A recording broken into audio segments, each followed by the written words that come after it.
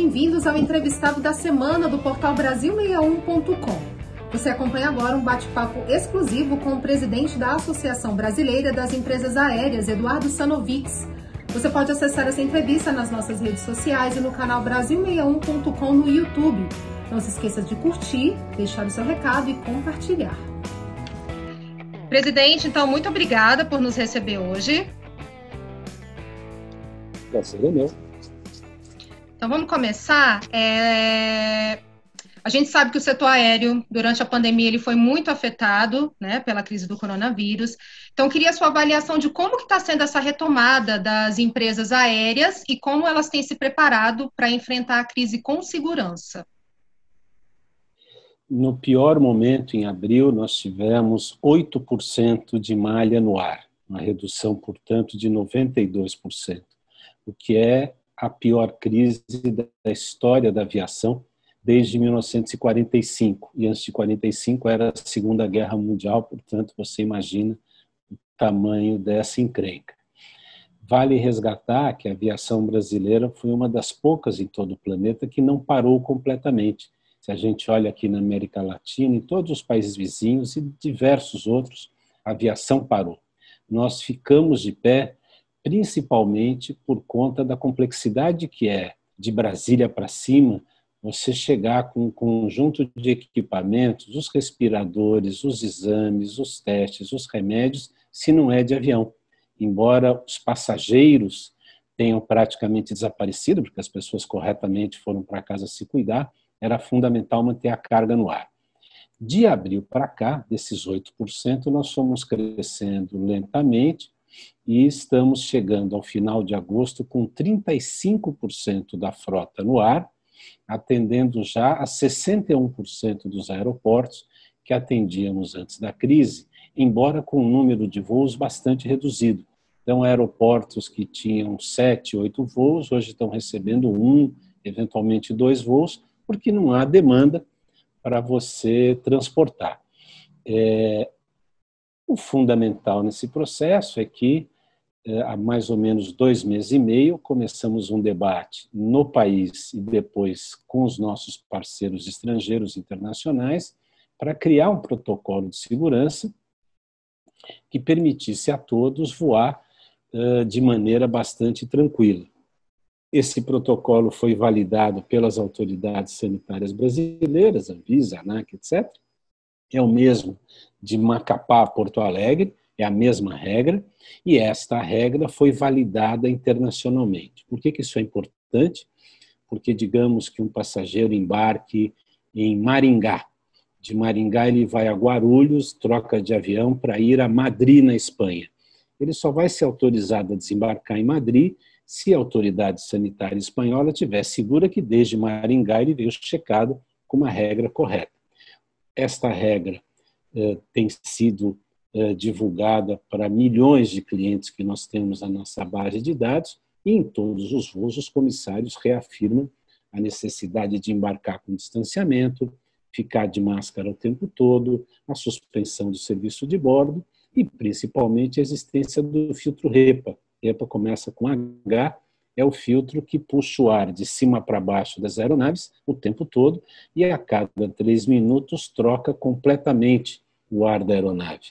Portanto, se você está sentado num avião de máscara e ao seu lado tem alguém de máscara, ainda que você fale na direção dessa pessoa, o que eventualmente passar pela sua máscara, o filtro suga, o que faz do avião um meio de transporte mecânico mais seguro de todos, comparado com qualquer outro, carro, ônibus, navio, bicicleta, moto, seja lá o que for, o avião é bastante seguro deste ponto de vista. Esse filtro, para você ter uma ideia, é um filtro mais eficaz do que aquele que tem numa sala cirúrgica. Então, dessa forma, nós estamos trabalhando para que, na medida em que as pessoas vão se sentindo seguras e que em algumas cidades você retome certo volume de atividades, nós estejamos prontos para atender da melhor forma possível. Esse filtro que o senhor comentou, ele já existia e foi aprimorado por conta da pandemia ou ele é uma novidade? Não, esse filtro já estava lá, ele só foi regulado para sua potência máxima e todas as aeronaves que voam no Brasil dispõem do filtro, dado que a frota brasileira é uma frota com a média de idade muito jovem. Ela tem de 7 a 8 anos, a nossa frota. Ela é muito mais jovem do que as frotas, por exemplo, a frota norte-americana. Se você viajar num avião americano, você vai ver que ele é mais velho do que os nossos. Então, todos dispõem desse filtro e ele garante esse voo bastante seguro. De acordo com o levantamento da própria associação, o mês de agosto teve um crescimento de 20% no número de voos domésticos em relação ao mês de julho e pode ter sido 4 vezes maior que o nível de abril. O senhor atribui a que esse crescimento? É por conta do transporte de equipamentos no combate à pandemia? A que o senhor atribui isso? Em parte, ao que você disse mesmo, né, ao fato da gente estar transportando todos os insumos, principalmente para a região que vai do centro-oeste para cima, mas também ao fato de que nós estamos transportando gratuitamente todos os profissionais que estão combatendo a crise, médicos, psicólogos, enfermeiros, auxiliares, estão viajando de avião gratuitamente sempre que se apresentam e dizem que estão em alguma das campanhas de combate à pandemia, e também porque em algumas regiões você já tem gente que retoma o hábito de viajar, quer seja por necessidade profissional, quer seja por necessidade pessoal. Entre abril e julho, 106 rotas retomaram as operações, mas a quantidade de voo ainda é pequena, né, se comparada a esse mesmo período em 2019. O senhor acha que esse encolhimento causa um efeito negativo na economia nas cidades do interior, que servem basicamente para destinos turísticos nacionais? Eu creio que é o contrário. O fato da economia dessas regiões ter sofrido um impacto muito grande por conta da crise gerou a diminuição do número de voos, né? Quando você tem cidades nas quais, corretamente, as pessoas foram para casa, cessaram a atividade, cessaram o contato físico para prevenir a vida das pessoas, você tem uma demanda muito menor por voos. As pessoas estão em casa, estão se cuidando, estão preservando sua saúde, né? Então, não estão viajando. Logo, a queda no número de voos é consequência das atitudes tomadas pelas pessoas para se proteger, para se prevenir com a crise.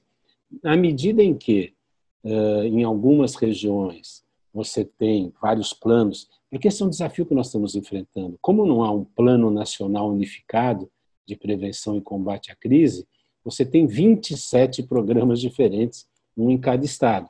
Então, a evolução de cada um deles é diferente, e na medida que vão se apresentando, nós temos instrumentos para perceber que há demanda por voos e vamos atendê-lo na medida em que ela aparece.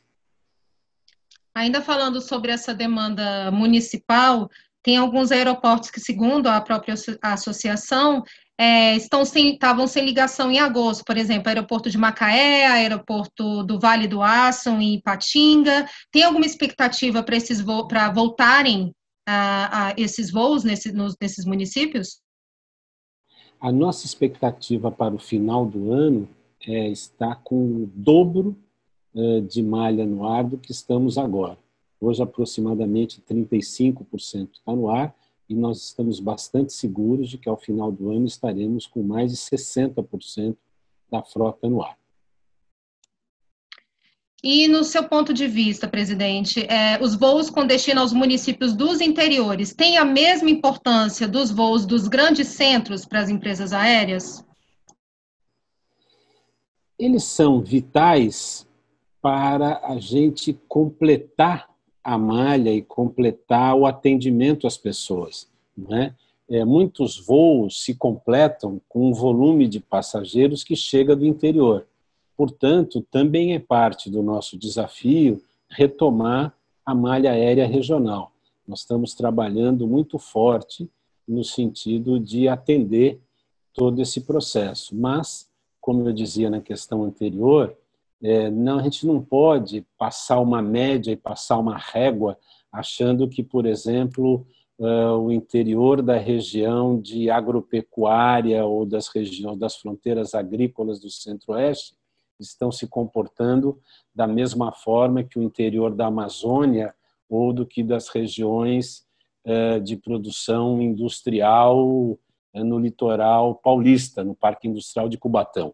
Tá certo? Cada uma tem um comportamento absolutamente singular e diferenciado, e na medida em que a demanda comece a voltar em cada uma delas, nós vamos atendendo.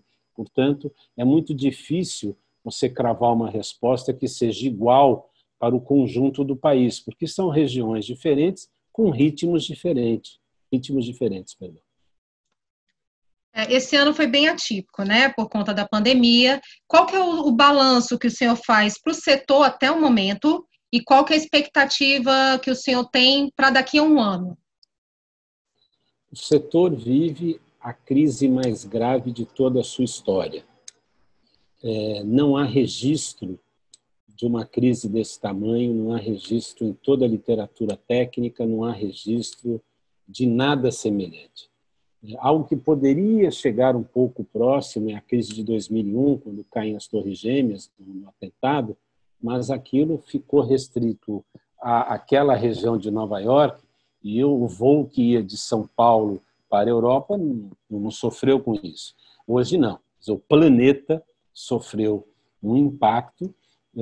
As companhias aéreas estão lutando bravamente para superar isso. Dos 20 maiores grupos de aviação do planeta, 13 foram objeto de algum tipo de decisão por parte de seus governos de empréstimos, subsídios ou algum tipo de parceria. Aqui no Brasil, nós avançamos muito nos temas ligados à infraestrutura e regulação, os ministérios da infraestrutura, da defesa, do turismo, com a ANAC, isso avançou bastante. Os temas econômicos, que são fundamentais, como, por exemplo, o pedido de empréstimo que fizemos ao BNDES, ou o retorno de impostos e tarifas, ainda estão bastante complicados, estão em debate, esperamos que também cheguem logo a uma conclusão. Portanto, para um ano no qual, em dezembro passado, eu dava entrevistas e dizia que a nossa expectativa era de um crescimento de 6% a 9%, em que hoje vemos menos de um terço da frota no ar, você imagina os resultados. A nossa expectativa é de que no ano que vem, ao longo do ano que vem, provavelmente no segundo semestre, nós tenhamos o mercado doméstico praticamente recomposto e o mercado internacional, as melhores expectativas falam de mais de 3 anos para conseguirmos retomá-lo de maneira integral. O que de aprendizado com essa pandemia vocês levam? O setor como um todo leva para daqui para frente? São várias coisas que apareceram, mas eu creio que, se eu tiver que destacar uma delas, é o quanto nossas equipes são resilientes e comprometidas com o resultado que a gente quer construir no atendimento ao público. Porque, na retomada, um dos nossos grandes desafios é internamente o controle de uma série de custos e procedimentos e externamente explicar, conscientizar, convencer algumas vezes o conjunto dos consumidores que é importante cumprir as regras. Ainda outro dia apareceu um filme de mais uma autoridade se recusando a usar máscara a bordo.